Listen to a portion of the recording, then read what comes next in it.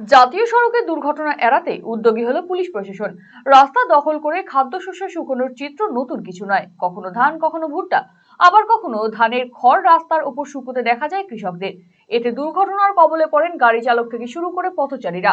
তুফানগঞ্জ 2 নম্বর ব্লকের জোড়াই মোড় থেকে 17 নম্বর জাতীয় সড়ক ধরে তুফানগঞ্জের দিকে এগোলে দেখা যায় জাতীয় সড়কের দুধারে সারি দিয়ে শুকনো হচ্ছে ভুট্টা। রাস্তায় পাতা ভুট্টা পেরিয়ে যাতায়াত করতে গিয়ে অনেকেই দুর্ঘটনার কবলে পড়ছেন বলে অভিযোগ। এতেই ক্ষোভ বাড়ছে সাধারণ মানুষের মধ্যে। মঙ্গলবার জাতীয় সড়কে দুর্ঘটনা এড়াতে ভুট্টা শুকাতে দেওয়া কৃষকদের বিরুদ্ধে অভিযানে নামে বক্সিরহাট থানার পুলিশ এবং বক্সিরহাট ট্রাফিক গার্ডের পুলিশ কর্মীরা।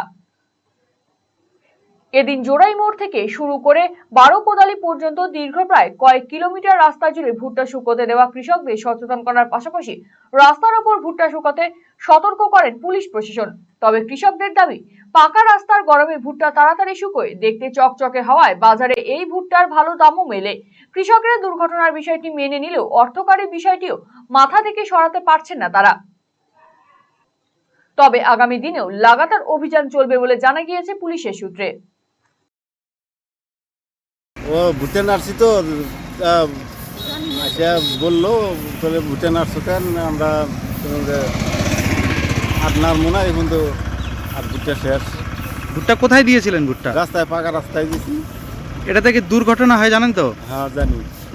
তো কি বললো পুলিশ? সরিয়ে নিতে বললো? সরিয়ে নিতে বললো। তার আপনি কি বললেন? বললো যে আর জানি কোনো দিন দেওয়া হবে। আচ্ছা, এরপরে আর দেবে না? না।